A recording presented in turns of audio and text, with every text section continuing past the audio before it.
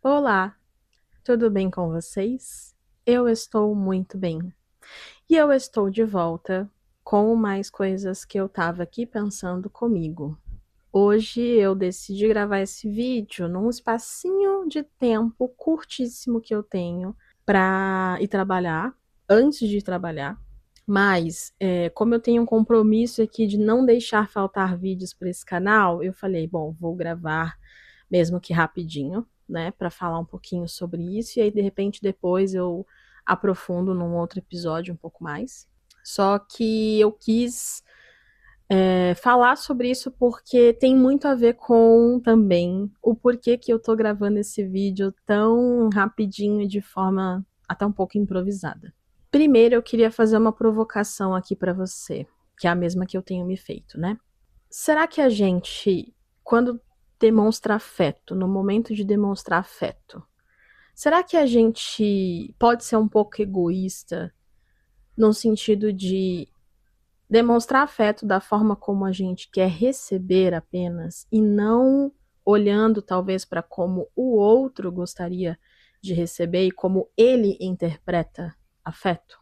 Bom, como sempre, se você chegou aqui agora e está me vendo e me ouvindo pela primeira vez, seja muito bem-vindo. Eu sou a Érica e eu estou aqui semanalmente trazendo os meus pensamentos, compartilhando eles com vocês, deixando sempre a caixinha de comentários ativada para vocês compartilharem também comigo, tá?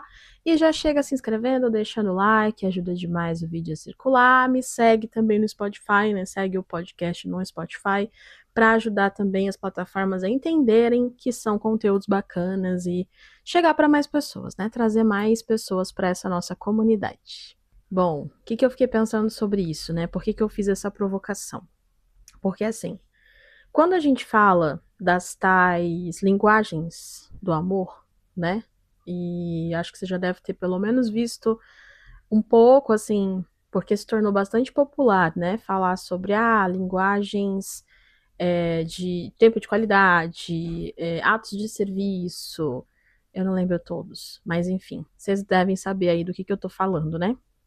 Primeiro eu fiquei pensando muito sobre isso, então sobre as linguagens do amor, enfim, como é que eu me expresso, né? E aí até é curioso porque eu acho que começou esse pensamento a partir de simplesmente eu ter assistido, né? Decidi colocar para assistir esses dias Todo Mundo Odeia o Chris. E aí eu comecei, tipo, eu falei, dessa vez que tem no Netflix, dessa vez, já que eu encontrei ali, eu posso, de repente, assistir na ordem dos episódios mesmo, ordem cronológica, né? Porque eu assistia na TV aberta e a gente sabe que geralmente lá eles passam, tipo, os episódios muito, né, aleatoriamente. Então eu falei, agora dá pra eu assistir de fato numa ordem, né? E aí, o episódio piloto é o que praticamente fala ali sobre eles, né? Explica quem é quem e tudo mais, os papéis de cada um. É quando o Chris entra na escola, brancos, e aí conhece, né, o Caruso e tudo mais, então explica muito sobre isso. Só que o ponto que me fez ficar pensando sobre isso foi muito sutil, mas agora pensando, acho que tem muito a ver com isso. Que você aí que já assistiu Todo Mundo Odeia o Chris, acho que se você nunca assistiu, ou você é Gen Z ou um alien, né? Porque pelo menos millennials conhecem Todo Mundo Odeia o Chris.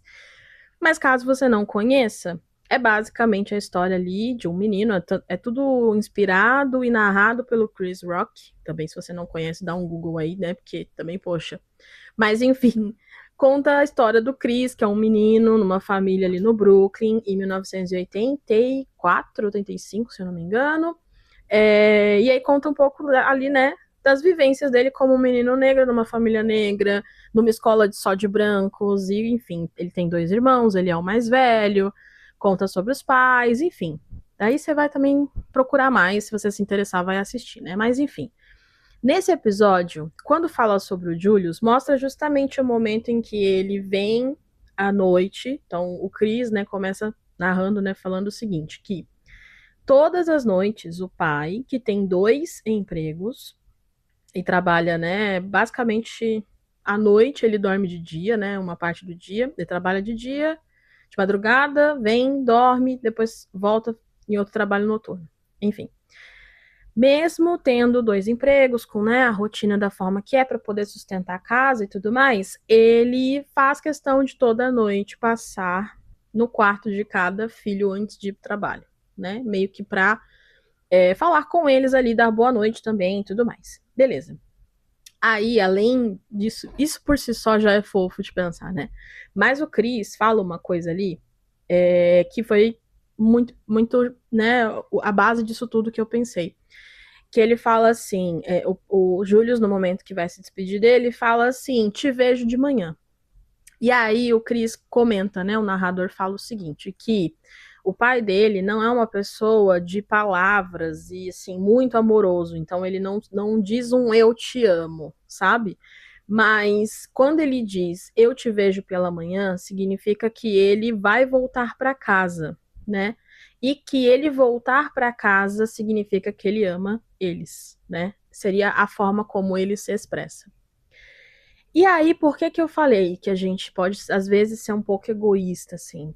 Porque, tipo, tudo bem, eu compreendo, porque acho que muitos de nós fomos criados, de repente, por famílias, por pais que também não aprenderam a se expressar, a dizer eu te amo, a dizer como se sente, a falar de sentimentos de forma aberta, né? Ou ao menos assim, de ser carinhoso, de ser afetivo. Tem muitos pais e mães que têm muita dificuldade até mesmo de, tipo, abraçar, de ter contato, de ter carinho, né? E a gente sabe que isso vem de uma criação, vem de uma geração. Então, como isso se passa em 1984, dá para entender, né? E é fofo, como eu falei, quando ele fala isso, né? Só que quando eu digo da gente se provocar sobre ser egoísta, é porque, assim, querendo ou não, eu imagino, tá? Que o Chris, ele entenda aquilo, e por isso o narrador fala isso, mas com a cabeça do Chris Rock adulto. Então, o Chris Rock adulto, que precisou entender e interpretar suas próprias emoções e a sua própria forma de amar, entende que o pai é dessa forma e o porquê. Mas possivelmente o Chris, pequenininho, ele tinha sim uma necessidade de afeto. E assim, teria feito muito bem para ele ter aprendido a se expressar, ter aprendido a ser carinhoso, sabe? Provavelmente, tá? Porque não sei se é uma regra de fato, mas eu percebo que isso acontece com mais frequência. A gente acaba repetindo isso, então muitas vezes a gente acaba também aprendendo a linguagem do amor dos nossos pais, das pessoas que nos criaram, né? Por isso, a importância, muitas vezes, de a gente, quanto adulto, que está criando uma criança ou interagindo com uma criança, com um adolescente, que a gente também se percebe e se observe de como a gente se expressa e como a gente ama, a partir também da necessidade do outro. Por isso eu provoquei a situação, assim, o pensamento da gente talvez ser um pouco egoísta, porque eu percebo muito que a gente pensa o seguinte: não, mas isso é como eu aprendi a amar, e até mesmo assim, isso é como eu sou. Então, assim, se eu sou uma pessoa que a forma como eu aprendi a ser amada foi ganhando presentes, ou seja, meus pais de repente eram extremamente ausentes porque trabalhavam muito, estavam sempre fora e tudo mais. Mas eles sempre me encheram de presentes, então automaticamente a forma como eu vou demonstrar afeto e amor para as pessoas que eu gosto, possivelmente será também enchendo elas de presentes, ou tentando a todo custo é, dar afeto a partir de presentes, sabe? Da mesma forma que, assim, você pode ver, de repente, tem famílias que aprendem a cozinhar e isso se torna uma coisa, um ato, assim, uma forma de afeto, né? De demonstrar afeto. Então, de repente, cozinhar para alguém, trazer um prato, fazer algo, se torna a forma como eu digo que gosto de ti, sabe? Eu falo por mim, por exemplo, né? No meu caso, meus pais também tinham essa dificuldade, como todos os pais, basicamente, que eu conheço da mesma geração dos meus. E eles dois também tinham formas diferentes, né, de demonstrar afeto. Então, vamos dizer que uma forma muito perceptível que a minha mãe demonstrava afeto era com atos de serviço, era fazendo coisas. Então, por exemplo, né, A minha mãe, ela tinha o costume sempre de, quando ela sempre acordava, né, levantava antes da gente, tomava o banho dela, que até tô pegando esse costume dela, ó, vocês estão vendo que eu tô de cabelo molhado porque são 7 horas da manhã e eu já tô acordada desde as 5, tomei banho, me arrumei pra ir trabalhar, mas enfim, voltando. Ela sempre tomava o banho dela de manhã, e aí, como ela saía do banho e ela já ia me acordar pra ir pra escola, ela já deixava um copo de água quente no banheiro para que eu pudesse, quando fosse escovar os dentes, lavar o rosto, eu pudesse usar essa água quente. Esse era um jeito dela me cuidar todos os dias. Claro que um dos jeitos, mas esse é o que eu consigo lembrar com mais carinho, mais afeto. Já o meu pai, uma das formas dele fazer, também vamos dizer que possa ser ato de serviço, sim. Mas meu pai, por exemplo, ele fazia café. Geralmente era ele quem fazia café de manhã. E muitas vezes, quando eu saía do banheiro depois de ter escovado os dentes e me arrumado, aí eu encontrava um copo de café com leite pronto. Às vezes, alguma coisa ali também para comer. Tanto que também, assim, quando eu chegava em casa, muitas vezes da escola, quando eu estudava de manhã, minha mãe estava trabalhando e era meu pai que estava em casa. E muitas vezes ele tinha feito o almoço. Então eu chegava e já almoçava porque ele já tinha feito o almoço.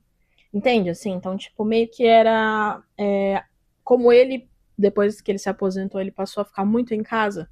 Em algumas situações, era ele quem desenrolava algumas coisas relacionadas à cozinha, à comida, justamente para poder colaborar ali no nosso dia a dia, né? Quando estávamos em períodos bons, pelo menos era assim, né? E aí, enfim, então, tipo, são coisas que eu faço para as pessoas hoje. Eu percebo que, tipo assim, eu gosto de repente, receber as pessoas aqui em casa e cozinhar algo para elas, e gosto de, às vezes, demonstrar uma certa atenção nas coisas que eu faço para elas, né?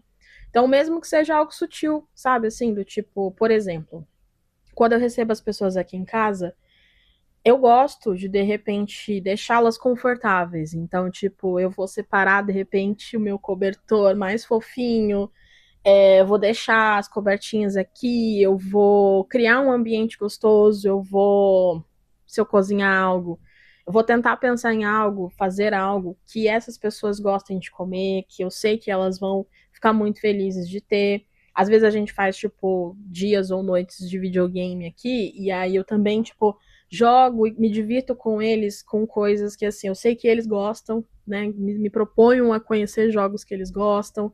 E aí, de repente, assim, para agradar a todos, a gente faz tipo hot dog, que é uma coisa que todo mundo gosta, um dos meus primos gosta muito, enfim. Eu me tornei essa pessoa também que, tipo, fico fazendo esses atos de serviço, né? Pra poder demonstrar meu afeto para as pessoas. Só que quando eu falo sobre ter entendido hoje com a cabeça adulta, de repente, algumas coisas que teria sido bacana que de repente meus pais tivessem pensado e se pudessem ter, né, melhorado na linguagem de amor deles, eu teria talvez aprendido antes, né? Eu aprendi depois com outras relações. Tem uma coisa, inclusive, que eu aprendi não depois, mas eu aprendi com outro núcleo, que é o dos meus padrinhos. Que para mim, na minha concepção, os meus padrinhos, eles amam, eles fazem coisas, eles também fazem, enfim, tem atos de serviço, mas uma coisa que eu aprendi com eles é que eles demonstram afeto com tempo de qualidade. E isso é uma coisa que eu aprendi e repasso a partir deles. Por quê? Todas as lembranças que eu tenho com os meus padrinhos na infância são momentos que, assim, de repente é um período de férias que a gente foi passar na praia, e aí eu não lembro deles, assim, tipo, estamos na praia, e aí eu tô com as crianças, e eles estão com os adultos, e é isso, e a gente não tá junto. Não, eu me lembro, eu tenho uma lembrança muito boa de uma vez que a gente foi pra praia, que meu padrinho me levou lá pro fundo, um pouco mais profundo, né? Me levou no colo e a gente ficou pulando onda e se divertindo e assim, foi muito gostoso. Depois, como eu era meio enjoadinha na época, depois eu passei um pouquinho mal no carro para voltar. Passei. Mas assim, de qualquer forma, eu ainda assim me diverti, sabe? Tipo, eu aproveitei um tempo ali com ele, assim. Eu me lembro disso. E hoje, por exemplo, até nesse último fim de semana, foi aniversário de um dos meus primos. E aí, o que a gente fez, né? A gente decidiu se reunir para fazer churrasco, que é uma coisa que também é muito característico da minha família como um todo, assim, por parte de mãe, mas dos meus padrinhos, acho que é mais próximo isso, né? E aí a gente fez churrasco, a gente fez karaokê, a gente cantou, a gente se divertiu pra caramba e todo mundo sem estar tão, sabe, conectado online com as coisas e tal. Todo mundo ali no momento presente, cantando, se divertindo, comendo, sabe? Então, assim, meio que tipo, eu percebo que essa é uma linguagem que eles têm desde que eu era criança e sempre tiveram. E aí a gente acaba reproduzindo isso, sabe? E aí, o que eu quero dizer com tudo isso, né? Que eu tive e tenho a oportunidade sempre de rever um pouco como é que eu demonstro meu afeto, né? E como que eu, a partir do que eu demonstro de afeto, eu também ensino para o outro como demonstrar afeto, principalmente quando são crianças e adolescentes, mas acho que dá para a gente ensinar também um adulto a demonstrar afeto, porque eu acho que somos também um pouco agimos talvez um pouco por proximidade, por observação, por repetição, sabe? Então dá para de repente, se eu, por exemplo, tenho um amigo que é extremamente carinhoso e fala eu te amo o tempo inteiro, e isso é algo que eu falo por mim, tá? Porque eu tinha dificuldade de dizer eu te amo. Eu aprendi a dizer eu te amo com o meu ex-marido e a família dele, né? E eu também aprendi com amigos e amigas que falam, escrevem e dizem isso pro mundo. E eu aprendi a ser assim, aprendi a falar mais. E aí eu faço mais isso, então automaticamente os amigos e as pessoas que estão próximas de mim, eu percebo que de repente também começam a dizer mais, entendeu?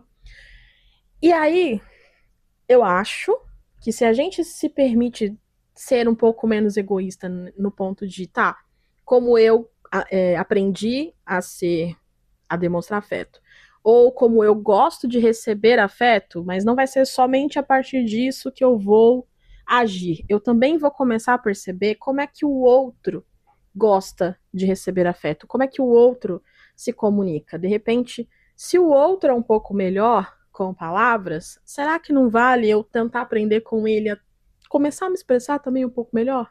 Sabe? Se eu percebo que pro outro é importante, às vezes, assim, que é legal, ele gosta de, tipo, um presentinho com uma cartinha, porque ele quer escrever e dizer o quanto te gosta e tudo mais.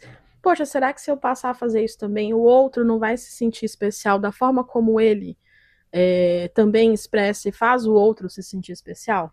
Entende? Porque eu entendo que a linguagem de amor, ela é nossa, assim, a gente pode ter mais de uma, como eu falei, e eu posso escolher também qual que eu quero usar, em qual situação, com qual pessoa, e não necessariamente porque eu faço esperando receber. Mas vamos ser honestos, né, gente? Tipo, por mais que a gente seja extremamente genuíno e altruísta em muitas coisas e a gente expresse e demonstre amor porque a gente simplesmente sente, que é o correto, ainda assim, o ato de receber amor e receber numa linguagem que pra gente é gostosa, é confortante, tem um valor diferente. E é isso que eu quero propor aqui neste vídeo, esse pensamento, essa reflexão que eu quero propor aqui nesse vídeo. De repente, se a gente olhar um pouco mais para como o outro gosta de ser amado e como ele demonstra afeto, e eu talvez para ele, né, com ele, se eu acho que vale, é uma conexão que eu quero por perto, se para ele eu conseguir tentar ser e retribuir da mesma forma, será que se a gente fizer isso, a gente não vai de fato conseguir criar conexões mais genuínas e que, tipo, são mais recíprocas também, sabe? A Ravena está passando atrás da câmera, então se a câmera se mexer, foi ela. Mas enfim, acho que tá na hora de terminar o vídeo, né, filha? Por isso que ela está me chamando. Mas enfim, fica aqui o questionamento. Eu vou deixar esse vídeo dessa forma, curtinho mesmo, para todos nós pensarmos um pouco sobre isso, tá?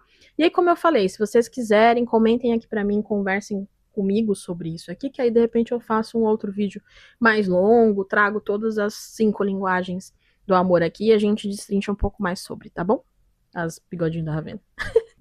É isso então, gente. Eu vou ficando por aqui. Um beijo. Tchau.